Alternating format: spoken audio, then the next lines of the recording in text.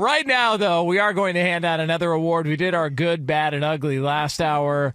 This hour, it is time for our Express Pros Pro of the Week, and the Pro of the Week goes to Mahomes. Stepping up again, tries to throw. Late caught! Touchdown! Kansas City! Travis Kelce owning this game. An 11-yard touchdown. Playoff Pat to playoff Kelce, and the Chiefs lead 19-12. Chiefs Radio Network on the call. Don't have the right team on the court. Express Employment Professionals can help. From contract replacements to full-time hires, we've got you covered. Visit expresspros.com today and let us handle your hiring so you can focus on growing your business. I'm Patrick Mahomes. Whoa. It is kind of wild that So whack ass Travis song. Kelce just continues to with his slow running ass. Get That's wide always open. Who's getting the ball? Travis Kelce. How fast is he? Not fast at all. Can you cover him? Sure. Why can't you cover him? I don't know. Is he like the way he changes direction? I think he's a long strider. I think that's what it is. Because you think he looks slow, and he's not as fast as he once was, but he's not that slow either because he gets way more yards than you think he's going to get.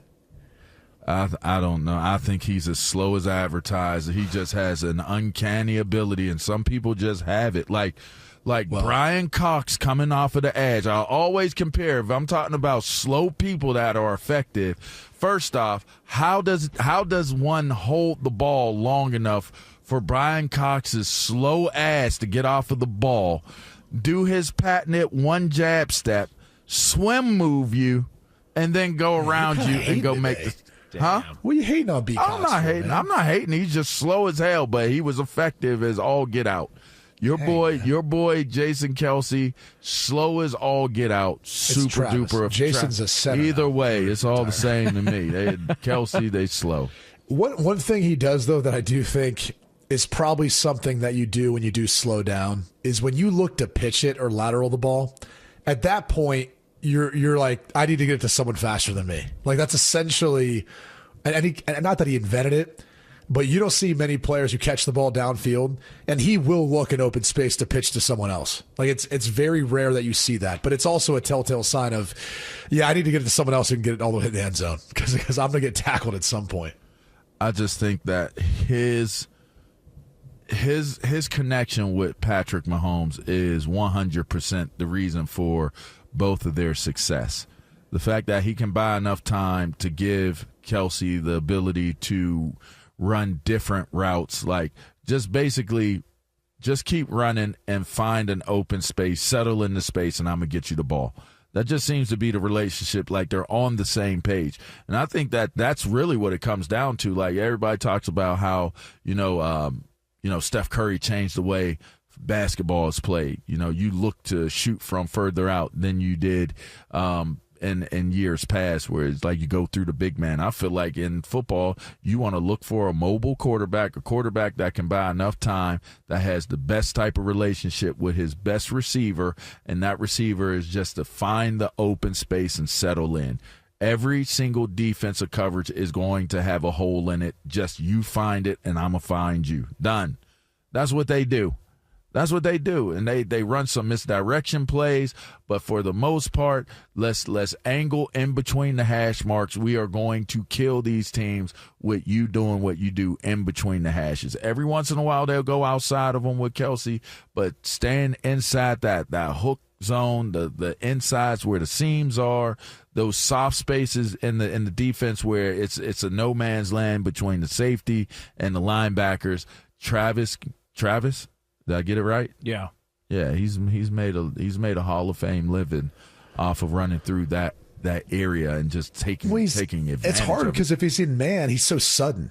Like you don't have to be like people think you have to be super fast in order to create separation. You don't. You just have to be sudden enough to create enough separation at the NFL level, and that's what he is. It's a change of direction too, though. You know what I mean? It's like that. Yeah, it's like that. You're like running with them, and you got to keep an eye on Patrick Mahomes, but you got to try to keep contact with Kelce, and he's changing directions on you, and he might change directions on you 3 or 4 times, and one might be climbing higher, one might be coming more shallow, one might be going left, one might be going right.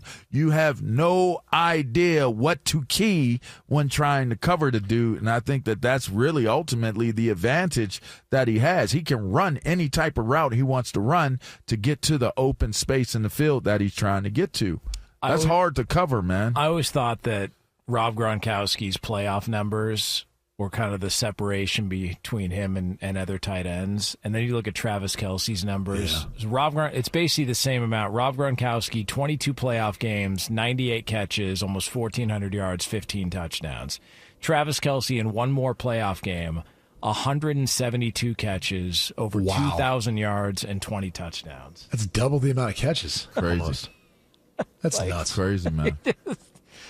That mother lover gets open, bro. But you remember, we were talking about this on Monday, Brady. Remember after the AFC title game last year, we were like, man, how does, Baltimore as a defense, how do you, not stop him?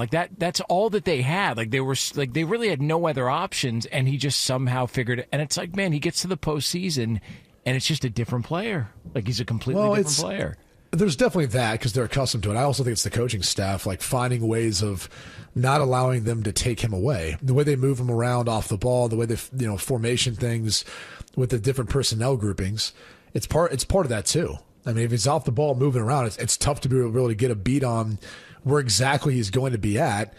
And then on top of that, when Mahomes extends plays, he's hard to cover in the first place and find out where he is, where he's going to be.